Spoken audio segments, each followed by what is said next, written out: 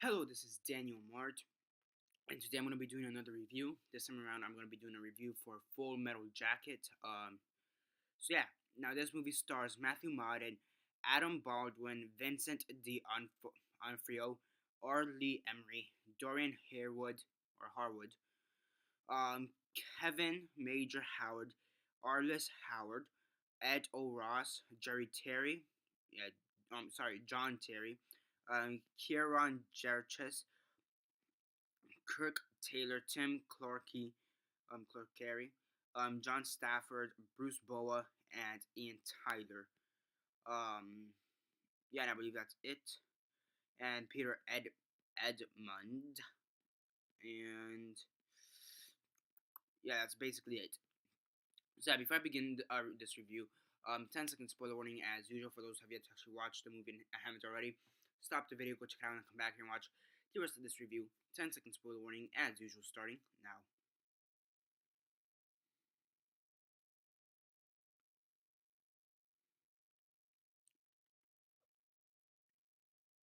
Okay, so 10 seconds are up. So for those who have yet to actually watch the movie Full Metal Jacket and haven't already, please don't comment down below or be messaging me. I'll never give you a fair warning because as usual, I did.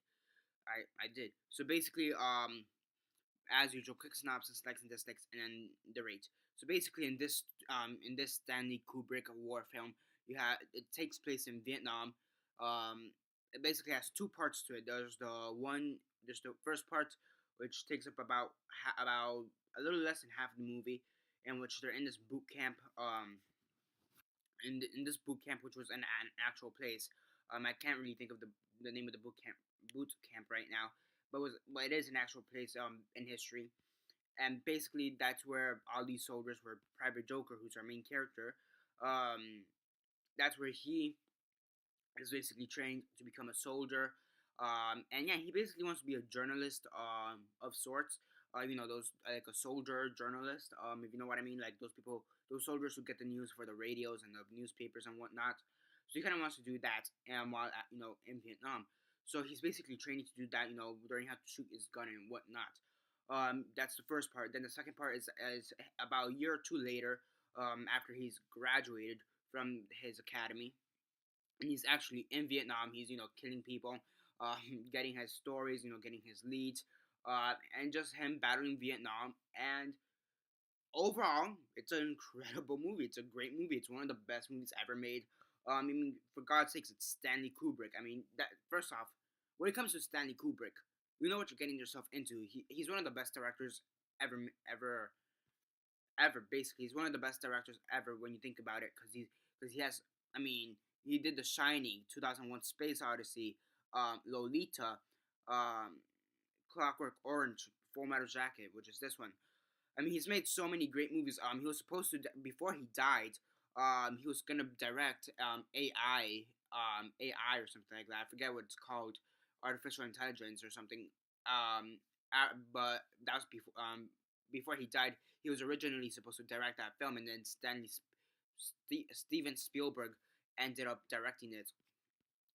And then when you're talking about Stanley Kubrick film, you know it's gonna be great. You know it's gonna be great, and oh my gosh, was it incredible? Okay, so there's only really one gripe I have with it, and that's when they transitioned from part A to part B. I just feel like I just kind of feel like it was not rushed, but just didn't feel right. It just didn't transition properly.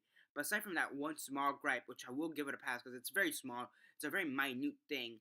I'm gonna give it a pass on that because it's just really minute. But overall, it's just an incredible movie. Really well acted. Overall, Vincent D'Onofrio, he was in it for about 45 minutes of the movie, and oh my gosh, he was great in my opinion. He basically plays plays this kid, or this wannabe soldier. He's trained in the academy, and Arlie Emery, his character, just beats him down to a fucking pulp, to the point that he kills Arlie Emery's character and then commits suicide.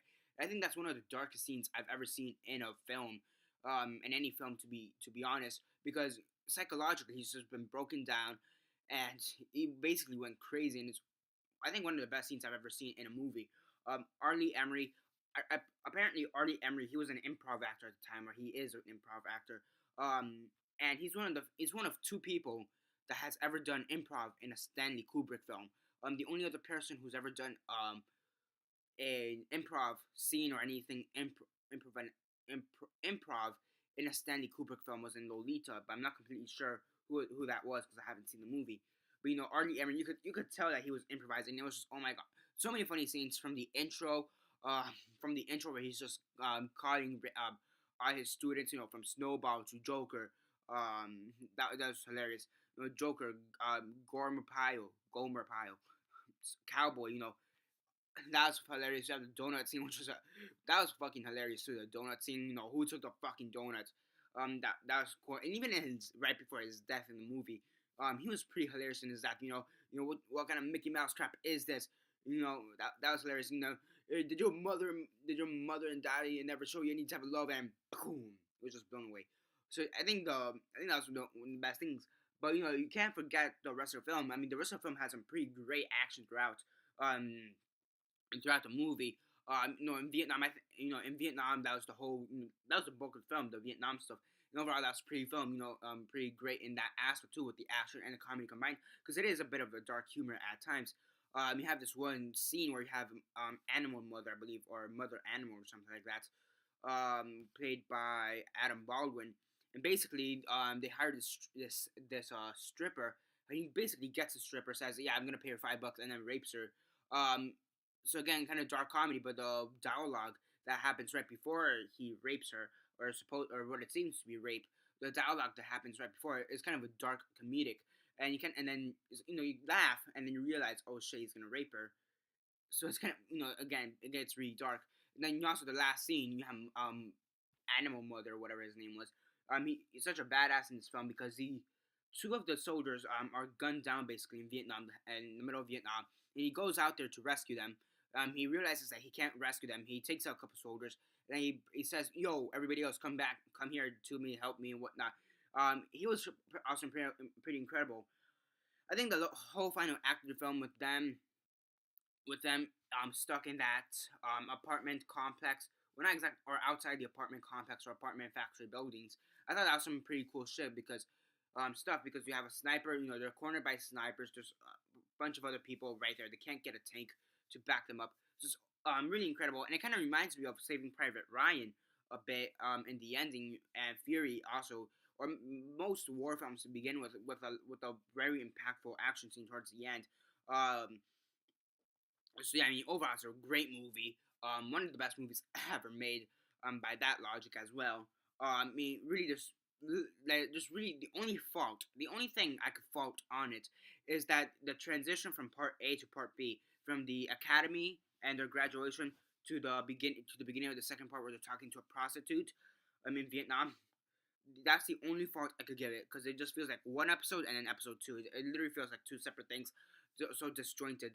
But even after that, I'm not really gonna fault it that much on it. That happened to several movies as well.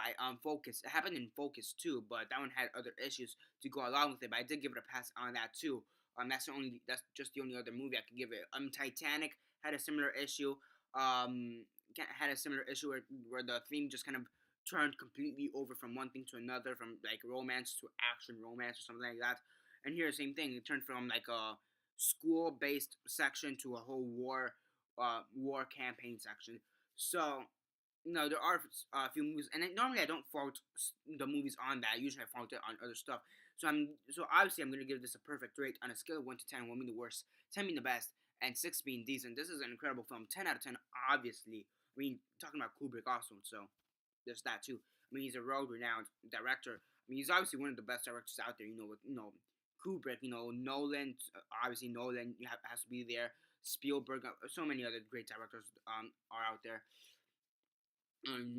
So yeah, honestly, as I said before, 10 out of 10, perfect movie. That's basically it for this review. Subscribe if you're not already subscribed. I do movie reviews, TV show reviews, and comic book reviews. Comment down below on your thoughts on the movie. Have you seen it? If not, why not? If you have, what are your thoughts on it? Comment all that down below. Let me know. Like the video, share on Facebook, Twitter, MySpace, or whatever you guys prefer. And that's basically it for now. This is Daniel Mart signing off.